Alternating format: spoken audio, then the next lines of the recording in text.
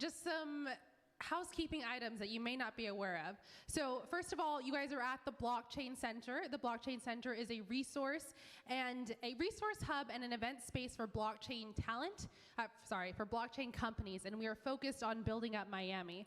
There are so many people involved in making this happen, especially you guys, but some of you guys might or might not know, but the city of Miami officially declared this week as Miami Blockchain Week. So, if you guys remember at the opening party, the city honored the opening of the Blockchain Center, but now they have declared this week Miami Blockchain Week. So I would love if you guys would stand up and just like take a photo op real fast with this. I want to let you know that this is not just the part of myself and Maria and Scott, but it's also all of you guys and these three guys up here. So. I don't know about that, Mo.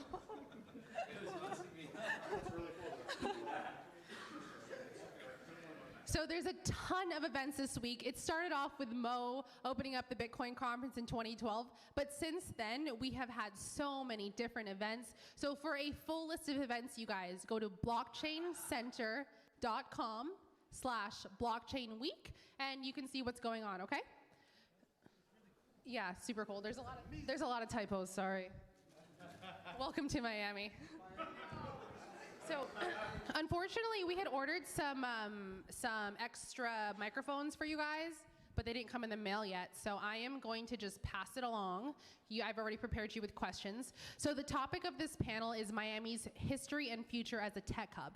And the purpose is to show people that Miami is going to be the crypto capital of the Americas and that our business district, which is downtown Miami, is growing. So Miami is an ideal place for all these international companies to set as home base in the United States. So I think Maria had already introduced our people, but what I'm going to start with is if you guys could please just introduce yourself and then provide a brief description of what you do. Hello, everyone. Kevin Ruiz, Miami Downtown Development Authority. We are an independent agency of the City of Miami. We're funded through a special tax levy, and we're governed by a 15-member board, one from the state, county, and city. The other 12 are people that either live or do business within our district. Our district, it's not a hard rule, but essentially east of 95, Brickell, downtown, and parts of Edgewater. So our mission is to grow, strengthen, and promote the economic vitality of downtown in Miami. A little bit about myself. I'm a third-generation native of Miami. We do exist. Yeah! I went to the University of Florida for undergrad, and I got my MBA at UM, so I'm pretty much as local as you can get.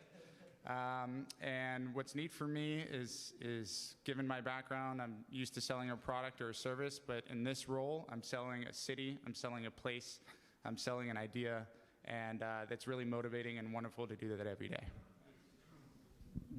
Hello, my name is Mo, and I am the founder of the North American Bitcoin Conference. We bring people together in the community for the last 7 years, and we have a lot of fun doing it. Well done. Hi, I'm Andrew Barnard. I'm CEO, co-founder of Bitstop. We put down the first Bitcoin ATM in Florida, in Miami, in 2015. Since then, we've grown to about 200 Bitcoin ATMs in about 10 different states. I am also co-founder of HODL Wallet, which is HODL Wallet. It's a simple Bitcoin wallet that we actually created for our customers. And last but not least, I also co-founded the Miami Bitcoin Hackathon in 2015. And we are actually having our 6th Bitcoin Hackathon this weekend. So if you're a developer or if you know developers, I'd really appreciate if you could spread the word. We want to get as many local developers as possible out to the hackathon to build some really cool and interesting apps. And this year, it's going to be not just Bitcoin BTC, but also BCH and BSV. So we're going to switch it up a little bit, and we're doing it for the first time ever at the Miami Blockchain Center. And I'd also like to thank Eryka and Scott, Maria, everybody else with the Miami Bitcoin and Blockchain Center. They're doing a lot of great work, aggregating the interest and curating a lot of the talent in this in South Miami and South Florida. It's very, very important, and happy to be here and share my experience and knowledge with you guys, and learn from you as well. Thank you. So each of these guys are actually, yeah, clap, give it up for them. So each of these guys are actually throwing or sponsoring an event this week. So Mo is throwing the main reason why everybody came to Miami this week, the North American Bitcoin Conference. Drew over here is sponsoring the hackathon. And during the hackathon, the Downtown Development Authority has sponsored a job fair. So if you guys are looking for tech talent, or you are a tech talented person and you're looking for a company, please come here on Saturday from 11 to 6. So just to start off on the panel, many people in the United States don't understand the need for crypto because currency in the United States is relatively stable. However, in Latin America, there is a real use case for it. We see this in Venezuela, in Argentina, in Colombia. So with Miami being the door to Latin America, we are already the Silicon Valley of Latin America here in Miami. We have a real opportunity to make this the crypto capital of the Americas. So can you guys each answer why you chose Miami as your location of choice personally or for your business? So it was pretty just simple for us. I'm from Miami. I was born and raised here. I'm another native. And I just wanted to see what it would be like to put down the first Bitcoin ATM. This is 2013. Like, probably most of you didn't even care about Bitcoin or even heard of it back then. I was kind of a hobbyist, and I just wanted to see what it would be like to bring the first one to Florida. We put it in Wynwood at this cafe, which no longer exists. But once we saw the demand, it was kind of eye-opening because I personally am not the demographic that would use a Bitcoin ATM. A lot of the people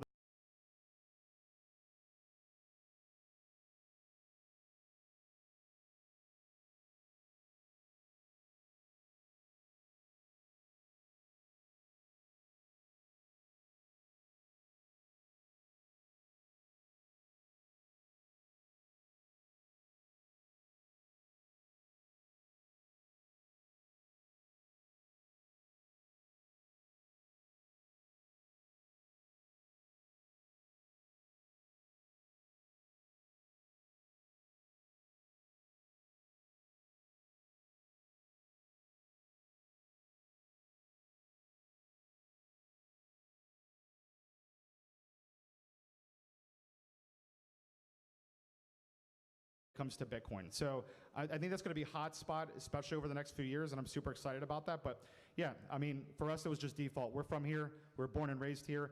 And, I'm glad that I'm building my business here. Plus, Florida's a 0 state income tax, so it's not bad either.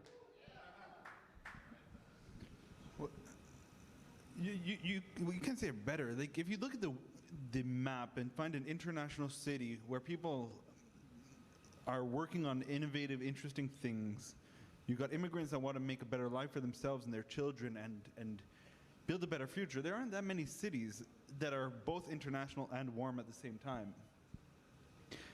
They're either international and don't have a booming business, like a booming central business district, or they are international, have a central business district, or cold. So you got places like London, Toronto, Chicago, Boston. These are all places which are cold, international. But I don't have many places that are like Miami, where people are trying to keep building, have an amazing airport, international places as a hub for North and South America, and all over the world. It's just an easy place to get to. So when making the event here, we opened up Google Maps and wanted to say what makes the most sense for a place that has the most longevity and that people can understand what we're trying to do. And it's not that we take a position on currencies or what people are using here. There are plenty of companies that do that and do it very well, yours included. Just that Miami is a really good place in the winter, and it's international, and it's open for business. I don't know, one country says open for business. I don't know which one that is. It's Miami. Is Miami? That's the subtitle for Miami, open for business? Is that our slogan? I don't know. Let's ask Kevin. One country is open for business. I've heard of it before. I'm not sure which one it is. So, Eryka, in regards to your question as to why this could be the crypto capital for LATAM, We have the second largest concentration of international banks, second only to New York City. That's something that a lot of people don't know. So you blend that with the fact that our technology hub is growing, and you're going to see a blend of finance and tech.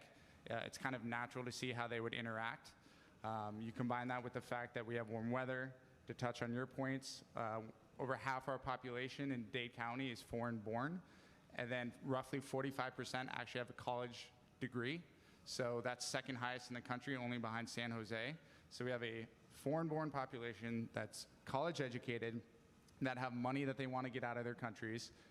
It's just a recipe for success, and whether that be through traditional methods or new ones like cryptocurrency, we are definitely at a place to make it happen. And geographically, we're right there. It's easy for anyone to hop on a quick flight and reach Miami. Most people have second homes here, especially if you have money. And yeah, that's kind of a recipe for success. Yeah, Miami's the best, obviously. And you know what I learned in Miami? That even though you might have like a stage, an audience, and microphone, people in the back still love to talk. So guys in the back, I know you, I see your faces all the time, I love you, but if you're gonna talk, please step into a side room. We have private offices by the bathrooms, come in the kitchen. There's a bunch of places you can speak, but let's honor the speakers because I know you guys are gonna be interested to hear the answer to this next question, which is just for Kevin from the Downtown Development Authority. So Kevin, can you give us a brief history of Flagler Street, which is this street right out here, and an overview of what the city's efforts are to make this a tech hub? All right, so I promise not to talk at length. There's a lot of history. But essentially, Dade County has 34 municipalities. The oldest one is the city of Miami, founded in 1896. The reason it was founded is because of a woman named Julia Tuttle. She had 460 acres in the downtown area, and for years tried to convince Henry Flagler to come here. It wasn't until the freeze of 1894 and 1895, where essentially the entire citrus industry was killed all the way as far south as West Palm, where she sent Henry Flagler some green leaves and some orange blossoms that were fresh, and he finally made the decision, I'm coming to Miami. So when he did that, 1896, it became incorporated. Flagler is the heart of downtown, named after Henry Flagler. And in terms of the renovation, it's expected to start shortly after the Super Bowl. It's a $24 million renovation where they are getting rid of the on-street parking, lifting the roads so it will become curbless. There's going to be very large pavers, and there's going to be mechanisms at the end of the street from Biscayne Boulevard to right by the courthouse, where wherever there's an event, they can put those down and it becomes a pedestrian walkway. And when that gets started, we hope that kind of jumpstarts the tech scene. A gentleman named Moishe Mana owns 50 plus properties, most of them along Flagler. And his vision, spearheaded by a division called Mana Tech, is that they try to replicate something called Station F, which is in Paris. And what's neat about that is it's not just technology companies, it's companies that are in various industries, because technology is touching everything we do today. And the idea behind that is basically you create an ecosystem where it's not so insular. You get people from all walks of life to kind of spur innovation. So that's the idea for Flagler, from Monotech, from the history. And in terms of why we think this is a good recipe for a tech ecosystem, we have the things that people want that work in the tech industry. So one of them is transportation. Got a long way to go, but we are the best in the state of Florida. We have Virgin Trains, which currently has 3 stops. They're adding another 4, which is Aventura, Boca, Port Miami, and Orlando. We have Tri-Rail, which is 19 stops, Metro Rail, 22 stops, Metro Mover, 20 stops, the Miami Trolley, which is the bus, 23 stops. We just had Revel Scooters, which is a sit-on scooter company, come to the city of Miami, 750 scooters.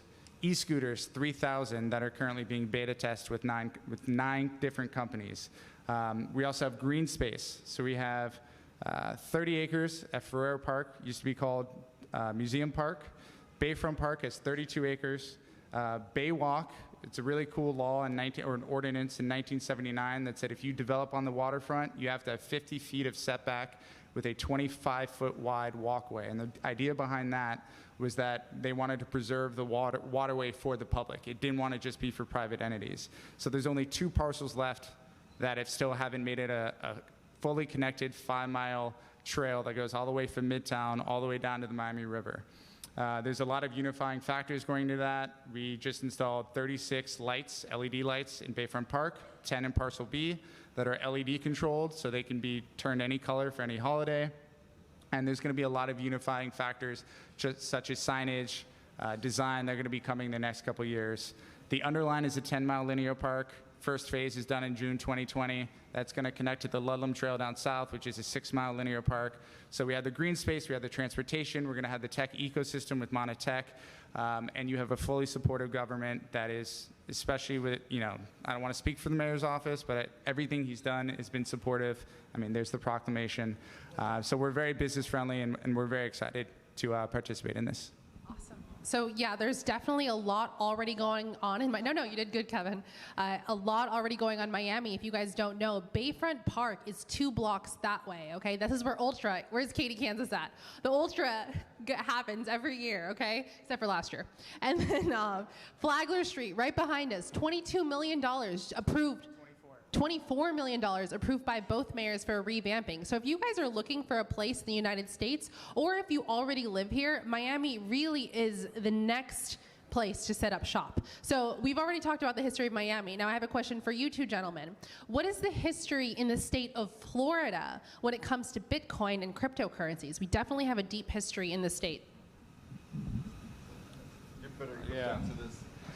All right, so I'll do the best I can here, and I apologize if I missed some major milestones and events from Florida's history. But when I first showed up to, I guess, my first Bitcoin meetup in 2013, it was kind of a small gathering at a virtual cafe in Coral Gables, and it was just basically a bunch of truth seekers and hardcore libertarians, and just kind of a little weird, not necessarily my crowd right off rip, but it was just very, very early, and what you would imagine is being the types of people that were hanging out, just kind of very, very weird people. But I think Florida really started to kind of gain notoriety in a more notorious way, I would say, than anything. We've had a lot of, unfortunately, a lot of different scams and entrepreneurs that maybe got ahead of themselves in Florida, in different parts of Florida. So, I mean, just do a Google search, Bitcoin Florida, and there'll be a ton of different results, I'm sure, with different things coming around. Like anything from Cryptsy. I don't know if you remember Cryptsy back in the day, Mo. But, I mean, there's just, I can't even think of them all right now. There's a lot. And, ultimately, it's since grown out of that kind of Silk Road, kind of weird days a little bit. Now you're starting to see kind of real investment kind of hit the scene. Real entrepreneurs that can deliver and execute kind of hit the scene. I'd like to see more of that, of course, but I think that, it's kind of like a little bit of a strange loop. Every time that there's a run-up, there's all these new people that kind of rush in. And Mo and I kind of saw this in 2017 with the ICO mania. Everybody was doing ICOs. And there's a couple good projects that came out of that, but the majority of them were just outright scams or just kind of questionable in terms of their intentions. So I'd say early days of Florida, we started in 2013 with the Silk Road kind of libertarian roots of Bitcoin. And then we went up to that first run up at $1,300. And then it brought a bunch of new people in it that eventually some of them stayed around, some of them left, and then the ICO brought in a bunch of new people. I mean, I remember 2017 was so ridiculous that everybody was calling me, I want to start a token. Lawyers were calling me, people were calling lawyers. I mean, we have probably one of the most litigious cities in the United States. Every other person here is a lawyer. So, and if there's any lawyers in the room, I'm sure that you guys had a bunch of phone calls for tokens and ICOs and, hey, can we do this and that? And I don't know, hopefully you guys didn't get too involved in that, but that was pretty crazy. So the last 2 years have been really quiet, I want to say. Besides the blockchain week that we do every year, Mo and myself, I'm seeing a lot of new faces now, which is really encouraging. And my, I guess, thoughts, or I guess my suggestion to you would be start with Bitcoin. There's a lot of great coins out there and different projects to look at, and I don't have any gripes with any different projects, but start with Bitcoin and use that as kind of like a measuring stick to evaluate other projects against it. There's going to be a lot of people that will think that they're going to change the world and they're going to blockchain this and they're going to blockchain that, but believe it or not, like the average person is a lot more simple than that. Think of like a problem that you can solve. Like, don't try to bring outright kind of like a solution looking for a problem, or a problem looking for a solution rather. You want to try to solve real world problems, and I think that's kind of like my suggestion from an entrepreneur standpoint. And then yeah, that's kind of the best I can do on that one, Eryka. Here's Mo. Really good. There's a lot of history here in Florida, you guys. Some of it, we touched upon, but also it was like the first transaction happened here. There was a really big case against the FinCEN that happened here as well, which kind of changed the way that we're allowed to trade Bitcoin on local Bitcoins. So considering in Miami, all the different industries that Miami is involved in, I mean, you guys could probably yell them out, right? It's like real estate, medical, hospitality. We have huge ports.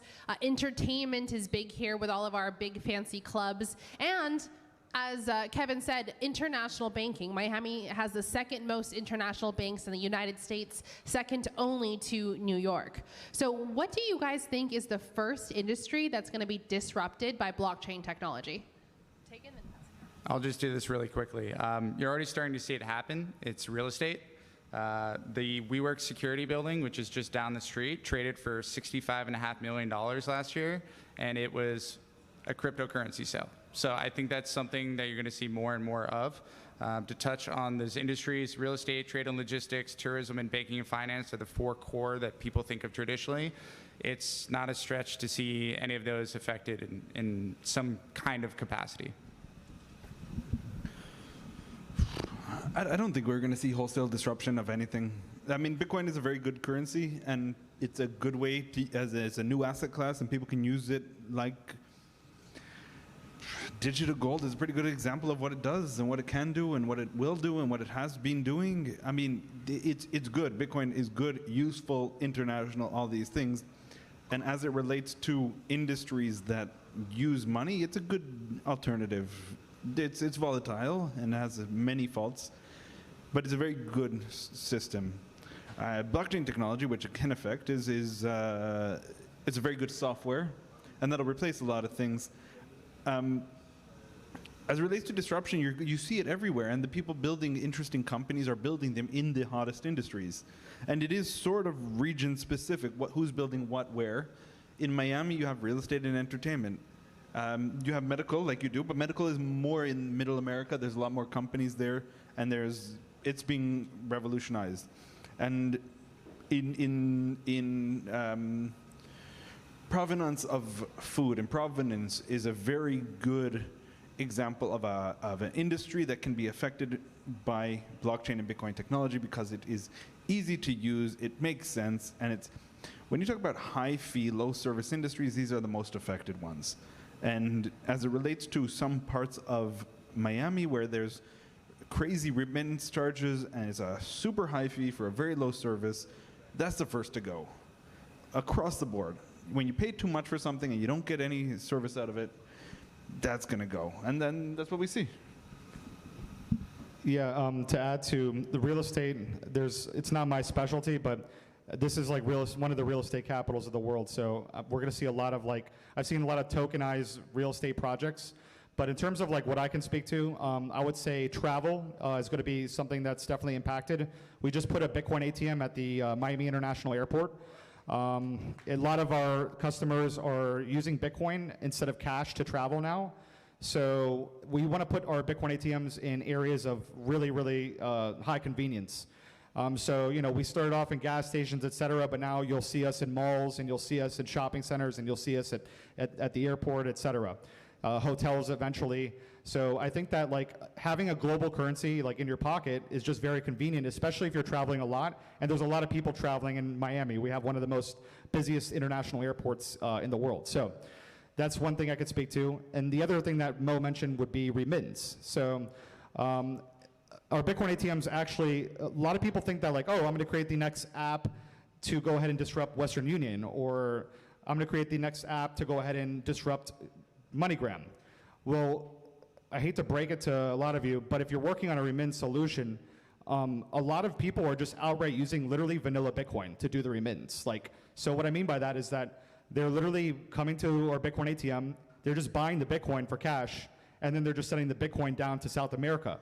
And the reason why I think that a lot of people are doing that is because you kind of have this kind of reverse remittance going on. So what I mean by that is that in the United States, we have the most liquidity available to Bitcoin, meaning that we have exchanges, we have great infrastructure, we have great first world banking. It's actually the cheapest Bitcoin you can buy is here in the United States. You're gonna get the best spot price possible here in the US, anywhere in the world. Outside the United States, in Latin America especially, some of these countries, Venezuela, Argentina, Brazil, Bitcoin is going for a very high premium at certain times. Some people pay anywhere from 20, 30, 40, 50% or more for Bitcoin in these countries. So if you're buying Bitcoin here, let's say at $100, whatever it is, even if you're paying 10, 15% from the Bitcoin ATM, you can send it down and flip it for maybe even double that. So the potential implications of that are pretty intense, and the big incumbents are noticing this. We've had Western Union, we've had MoneyGram go into our gas stations and threaten to revoke the agent's Western Union service if they don't kick our Bitcoin ATM out. It's definitely affecting their bottom line. So in terms of like remittance, I think that people are just outright literally using the Bitcoin, sending it down. They're not going, they don't want to go through a third party. They don't want to be spied on. They don't want to have their transaction stopped in the middle of anything. They want to know that the person received it on the other end, and that can happen in a matter of seconds with Bitcoin. So those are the two like things I can speak to, and we have a lot of remittance flows here in Miami. A lot of people here are also are second, third generation family members that they have family abroad. A lot of people are investing in real estate and businesses in Miami from South America. So definitely seeing a lot of this happen from my point of view, and it's very, very interesting, and it's growing very fast. So, yeah. If I can say something more, money is bad. Money is very inefficient. I mean, it's just a very inefficient way to pay somebody for goods or services. If you've taken an Uber today, you've paid 3% commission to the credit card company that hit you, or you pay Uber for the services. You're paying across the board. Real estate is another one where you pay a ton of transfer tax, and when you send money around, it's inefficient. And Bitcoin will disrupt money, or money will become very efficient. One of those two will happen, and probably Bitcoin will become much more efficient, much faster. So definitely money has evolved since the beginning of time, right? It hasn't always been this paper or these credit cards that we use today. And a lot of people in this room, including myself, think that Bitcoin is going to be the next step in this evolution. So I'm just going to ask our panelists 2 more questions. That way we can open it up, because I know I definitely want to save some time for the audience to ask questions. So let's keep it rolling, guys, okay? All right, so how have you guys seen the Bitcoin community? Because everything in crypto, because it is relatively small of the people that are knowledgeable about this, you guys are definitely ahead of the curve if you're in this room right now. Have you guys seen the community grow since, for Drew, since you first started putting ATMs in, Mo, since you first started the conference here, and for you, Kevin, since the DDA? So how have you seen the Bitcoin community grow? I'll start. I've seen it. I haven't been too involved in the community side of Bitcoin meetups and stuff in the last 2 or 3 years. We've just been focused on building. I've been very busy. But just to give you a comparison, a Bitcoin meetup like this in 2015, 2014 was like 5, 7 people. So look around. It's obviously a lot more. I'd say that it's the growth is much healthier in this city. I'd like to see more projects come to Miami. You know, we're not like a Silicon Valley hotbed with a lot of VCs that are ready to throw money at just pure tech plays. They're ready to throw money at real estate, at medical. They're ready to throw money at hospitality startups, which is definitely cool also. But I'd like to see more investment from universities, from venture capital, angel investor networks, and also from rich Bitcoiners who made decisions early on to invest in cryptocurrency and did very well for themselves. Hopefully a lot more of them will move to Miami, take advantage of the of state income tax and so forth. But we'll see. We're fighting with Puerto Rico right now on that. So. Puerto Rico's laws just changed though. Okay. 2020. Yeah, Puerto Rico's tricky when it comes to Bitcoin and dodging tax. Miami's evolved a lot, and Miami's been very good in that it has been one of the few places that, despite a couple of criminal cases, has always been open and encouraging to startups. This mayor is super open, and this is great. It's fantastic. Wow. It's like another vote of confidence that we're on the right path. The people are hanging out here. It's been an encouraging and open space, and people are aware of the risks and opportunities of crypto, and they're becoming more educated with events like this of what the risks and opportunities are. But you also have this huge push from things like the DDA and the mayor's office, where they're trying to encourage people to be involved in tech as it relates to Bitcoin, be involved and join the community. And that's promising. And that wasn't here before, and that is the reason why there's been continued success here and less continued success in other cities.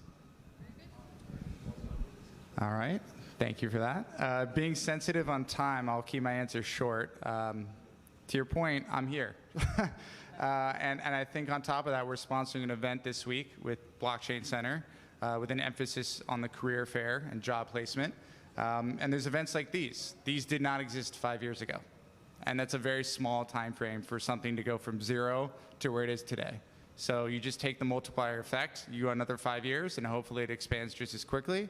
Not to be overly optimistic, but in terms of technology, we're all focusing on it, not just Bitcoin and cryptocurrency. And we really think this can become a hub for technology as a whole, and the entire umbrella for which that contains, biotech, health tech, cryptocurrency, physical. I don't know about that, but we have 5G poles going in across the city. We want to be a connected city. We're doing everything we can, because if you invest in today, you invest in tomorrow. Awesome, you guys. Well, give it up for our panelists.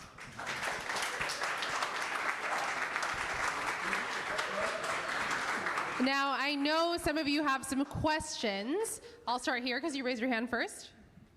Hi, I'm Omar. I'm a local triathlete and crypto enthusiast. I have one question, but it's a good one. I think that 99% of making money in crypto is timing, right? Like, if you think of the internet, if you were to invest in the mid-90s, just about anything you put money into would have gone up. So where in the crypto cycle, in terms of internet years, do you think we are? Is it 96 or? Yell some answers out from the crowd, you guys. What year do you think we're in? So that depends on what blockchain, what project you're looking at, right? So it's not just BTC or Bitcoin anymore. There's a bunch of projects out there. There's a lot of people trying a lot of different things. To answer your question in terms of timing, yes, everything's, when it comes to business, when it comes to entrepreneurship, everything is timing. However, there were certain points of the internet where you had these certain waves of like successful companies. You had the late 90s of the dot-com boom. And then 2005, you had Facebook and a bunch of social network boom. And then you have all these mobile apps like Uber. All these things came out of like the 2010, 2008 era. So you're going to see the same thing happen in Bitcoin. You have a bunch of the early founders and entrepreneurs that took like the biggest, greatest risk, starting exchanges, starting the roads, bridges, and tunnels, the basic infrastructure that's needed, similar to the internet, where we just needed, let's get some landlines, let's get the actual just infrastructure to run the internet. Then you actually will have companies build on top of that. So don't get disheartened, or don't worry if you're like, oh, I showed up too late, it's over. I felt like when I showed up in 2013, I felt like I was too late, like that. So every day I get more and more optimistic, because I'm seeing brand new projects, not just Bitcoin related, but I'm seeing other things. Bitcoin's forking. There's new innovation going on all the time. And if you look deeply, at these projects, get involved in the forums, get involved in the communities of these projects, you're going to find some very, very, I mean, the smartest people I've ever seen in my life are on Twitter, you know, and yeah, Mo specifically. And yeah, so I would say timing is definitely everything, but there's waves to this. There's going to be layers happening, and try new things, solve real world problems. And yeah, I would say that like BTC, yeah, we're probably like 1999, but BSV, I think we're like all over like, you know, 1995 again. It's like it's starting all over. It's like a strange loop. Yeah, I think the days of the crazy get-rich-quick stuff is probably over. Do you say you're a local triathlete? So, I mean, you understand just as much as anybody else, if you find a niche and you work your ass off, something happens. And that's what's happening in this industry. People are finding their own niche, working their asses off for a couple of years, and you got to be smart about it, and you talk to people here about your new idea. Everybody's open to hearing something. Everybody's open to helping you out. And they just work really hard for a long time, and something good happens.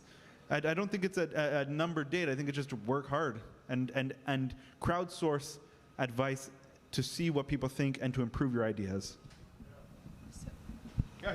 So he actually attended a class this weekend that we hold with the Blockchain Institute of Technology and Blocks EDU, and you got a certification this weekend, right? Yeah, so he definitely is very knowledgeable right now. Ask him questions, guys. So any other questions? Okay. This question's from Kevin. If you can tell us, what is your pitch for Miami companies that are thinking about setting up base in United States? 30 seconds or less.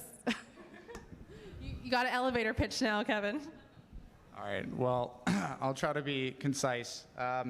We have a tax advantage, so no income tax. Our corporate tax is 5.5%. It's very, very low, business friendly. You also have a daytime population in the city of Miami. It's 250,000. In 2018, we had 92,000 citizens in our urban core, expected to be 110 by 2021. That's a 20% increase.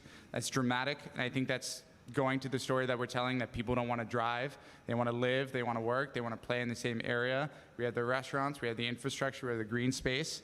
Again, we have a talent advantage. There's over 250,000 people in our universities right now. That's not even including the technical schools. And there's definitely some debate as to whether or not they're in the right programs, but we're getting there with campuses like MDC, which has the Idea Center, and Magic. So yeah, that's 30 seconds. I could go on all night, but I promise I won't. Move to Miami, guys. All right, anybody else have questions in the audience? Going once. Awesome, okay. No questions. So, as you guys know, we do love Miami. We love Flagler Street. We have 20% off at Lost Boy. Who's been to Lost Boy with us before? Yes, Lost Boy is right down the street. It's one of those hop-in places. So we want to invite you guys to stay here, mingle, come talk to our panelists today. They have a lot of knowledge, and definitely come enjoy the rest of the week. Afterwards, we're going to kick you out, and we're all going to go to Lost Boy if you guys would like. Sorry? Okay, yeah, Maria's reminding me. So if you guys are just, once again, this upcoming week is Miami Blockchain Week, officially declared by the city of Miami. There are so many different events going on. If you are looking to know what's going on, go to blockchaincenter.com/blockchain week. So thank you so much, you guys, and please enjoy the rest of your food.